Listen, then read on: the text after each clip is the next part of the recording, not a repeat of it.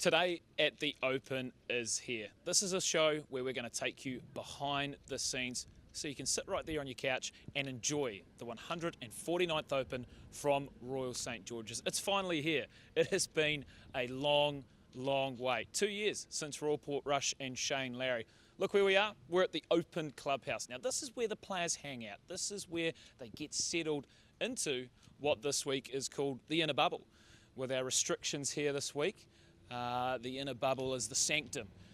So the players have to be very safe with COVID. But how good is it, ladies and gentlemen, to just be back, to see everything again, the beautiful blue of the Open Championship with a dash of gold. It is just heavenly. The yellow trimmings.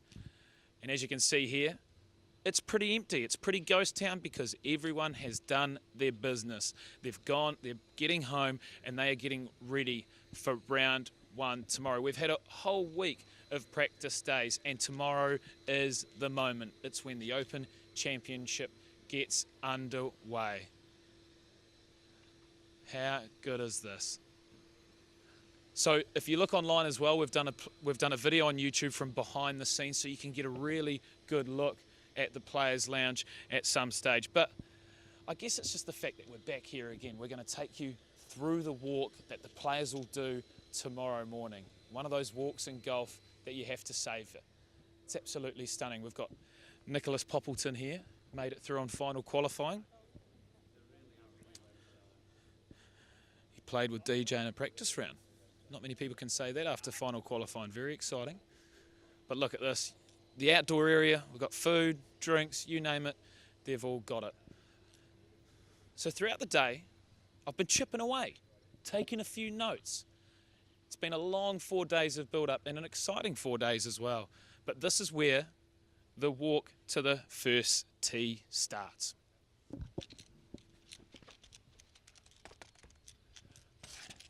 St George's. I like that name. It's just nice to see it back. It is so nice to see it back, no doubt about it. Now, I guess the cool thing about having the all-access pass is we get the chance to see what's happening behind the scenes, follow a few players from inside the rope. It's been a lot of fun. And today, it was an absolute circus, and all the fans in the UK were here for one group and one group only. It was the big bombers. All the big fellas, Bryson DeChambeau, Dustin Johnson, Phil Mickelson and Jon Rahm. That's not a bad four ball if you ask me. And if you think about it, since COVID, the UK fans have not seen the new Bryson. It's very new for them. So they were absolutely fizzing to come out and see the big fella in action. And I'll tell you what, hey gents, Greeny's signing off for the day. Signed off, busy day on the links. Yeah, very busy. Ready for tomorrow? All ready and prep. Those greens running smooth for us? Yeah. Ooh. These boys are putting in a serious shift, no doubt about it. They have been working tirelessly, and some would say they've been working for longer than most because of the delay. We've been preparing for this at Royal St George's for 3 years. How are we? Yeah, good yourself? Very good, ready for tomorrow, no doubt about it. It's been a long build-up for you guys, hasn't it? 2 years in the waiting. 2 years in the waiting. Oh, you must be excited. What time are you guys up in the morning? 3:30 for a 4 o'clock start. 3:30 for a 4 o'clock start. Just finishing the night shift now. Yeah, I won't see you there. I will not be. Well, I actually used to be a greenkeeper, or probably a turf manager at Eden Park, so all the cricket and stuff. But it was, those are the old days, Who's your money on now? My money? Yeah, good question. Who's my money on? I've been watching a lot of DJ this week, and I can't go past him. He's just bombing it, and the fairways are a bit softer than usual, aren't they? So are they going to harden up for us, or? They will do with the wind. I think we've got some more wind tomorrow. More wind tomorrow, but no more rain, I hear. No more rain. No more rain. That's exciting for you boys, eh? Perfect. All right, exciting for everyone at home as well. So we need no more rain and firmer fairways. Thanks for all your effort, boys. Very excited to see the golf course in action. And there's the pro shop back there as well, little clubhouse. Adam Scott went in there early in the week, but we won't talk too much about that. Look at this, first sight First side of the grandstand. We'll take you there later in the week. I don't want to give away all our secrets, you know. I've got to save some. We've got 5 days of this, you know. It's all great stuff. So, but I digressed big time, didn't I? Let's go back to the Bryson Big Bombers group. It was an absolute thrill. The UK fans hadn't seen him in so long, and he was absolutely bombing it. Earlier on the range as well, he got the fans going. He was trying to clear the net at the back, so it's about 350. And luckily yesterday he had a bit of wind behind him. Absolutely launched it over the back, over the netting, onto the path, and it's nearly clocked someone in the golf buggy. So Bryson, he's revved up. But the question is it going to be costly with the length of the rough out here at Royal St George's? It's seriously thick. But here we go. This is when the nerves start really kicking in for the players. Up the staircase where the view only gets better. Really enjoyed. Look at that sunset, absolutely stunning. A great time for this walk actually.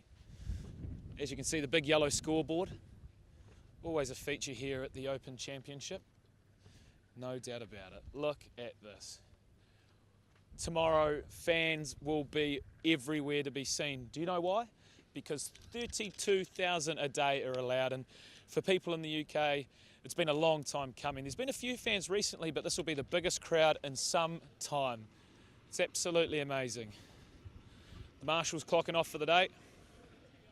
Oi, oi, gents. Good day at the office? Oh, who from? Who's your bull sign from? Oh, Cooch. Well done.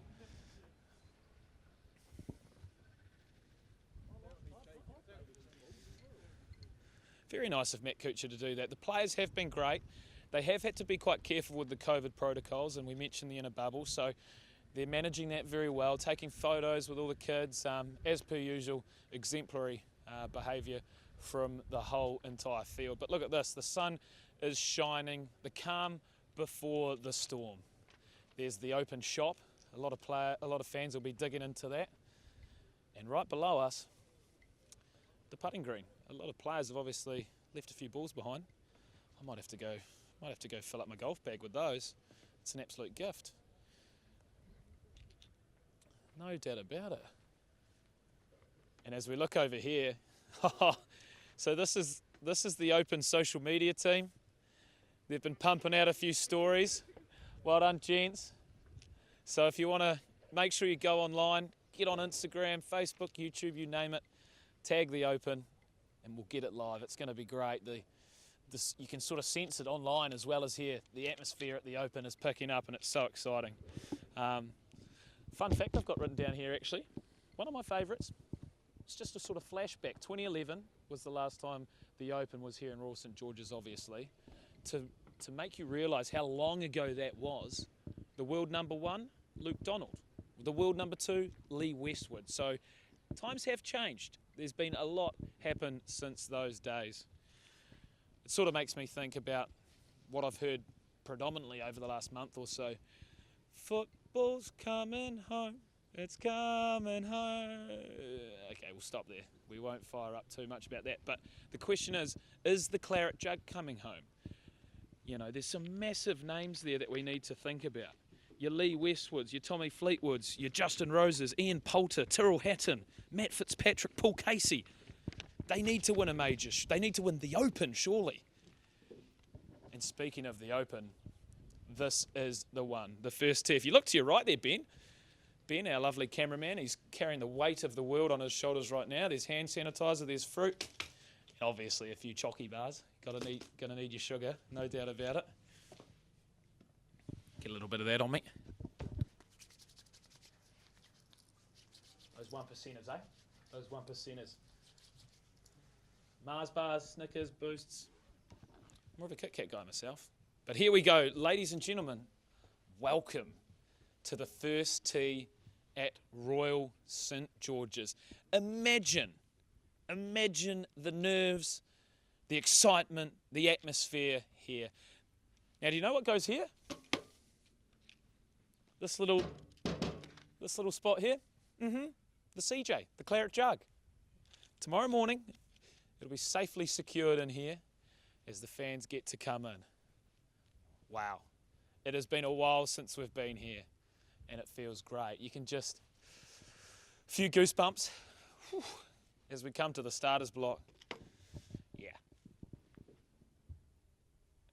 Wow, the Open is here. Hard not to soak it in, but look, let's talk tee times while we're here. Let's get a little tee sheet out. All the information, all the fun facts. Now, the really cool part about this tee sheet is the first tee shot tomorrow is going to be hit by Richard Bland, and wow, is he happy. At 6:35 a.m, the Englishman will tee off in front of his home fans. Such a special occasion for him. He posted on social media earlier today saying, truly an honour that I've been given the opening tee shot at the Open. Something I will remember for the rest of my life. And why wouldn't you? It is truly special. We had Darren Clark do it last year at Royal Portrush. It is one of those moments where you are a part of history and your own slice of history that you can take home to your family. As we look for a few little tee times while I'm here, 7:19, our amateur champion Laird Shepherd will be off. Great grouping with him. He's got Danny Willett, the Masters champion, with him. Exciting stuff for him and the family. And then not long after him, another amateur champion. That's right, we've got two amateur champions in the field, obviously, because of the scenario with COVID.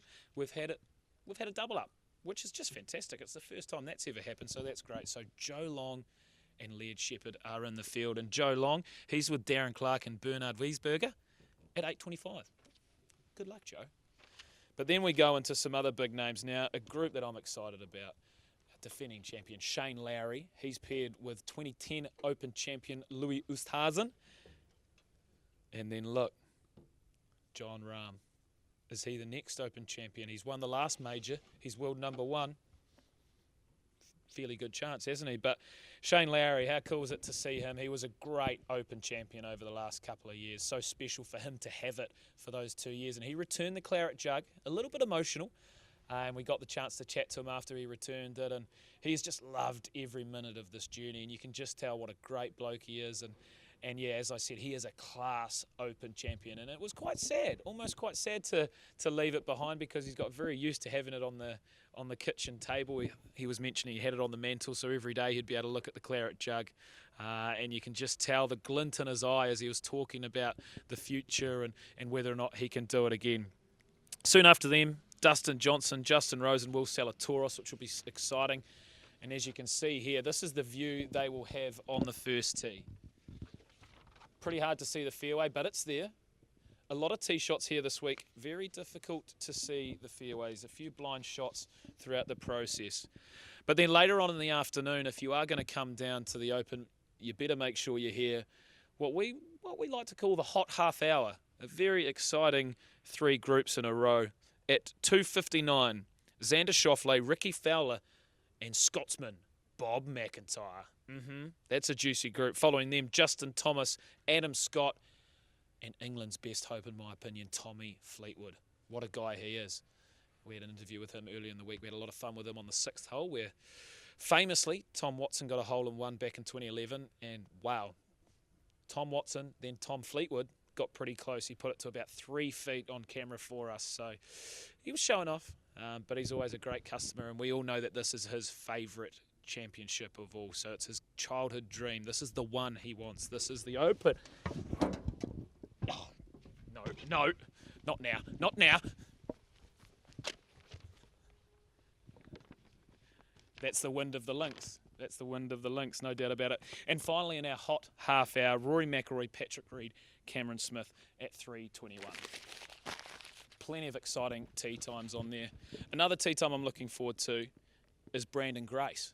Now, the funny thing about Brandon Grace is for the last 2 Open championships, he has played the opening couple of rounds with the eventual winner, Jordan Spieth, Shane Lowry. So tomorrow, he's playing with Bryson DeChambeau and Jordan Spieth. Some of those would think they're pretty good chances, but after mentioning that stat to Brandon today, he was pretty disappointed. He said, what about third time lucky? What about me? And I thought that was a really fair point. He would be a great champion and a deserving one. From memory, he shot 62 here once, and wow, that's pretty good. Right. That was at Royal Birkdale as well, Brandon Grace. Seriously impressive. I've been there. It's a beautiful course. Right.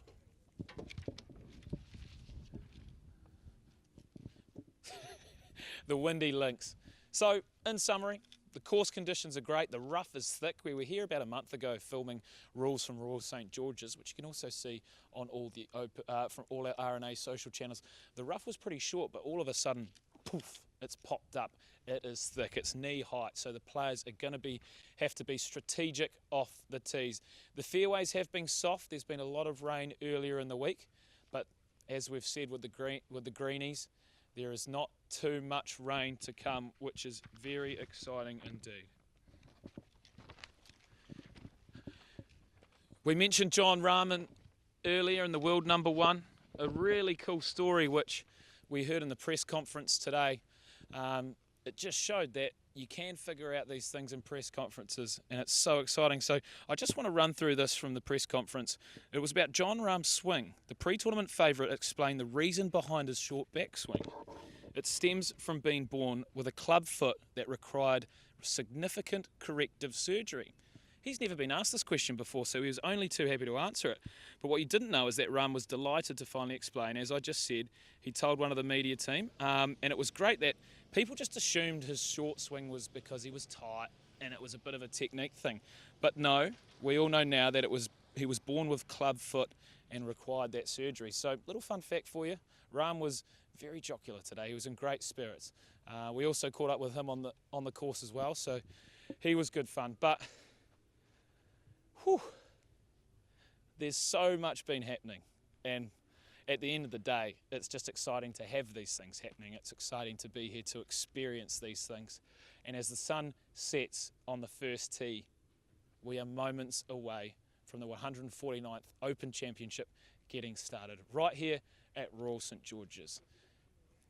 We'll be back tomorrow. We'll be back for the rest of the week, giving you the behind-scenes coverage you deserve from back home on your couch. So sit back, relax, and enjoy the Open Championship.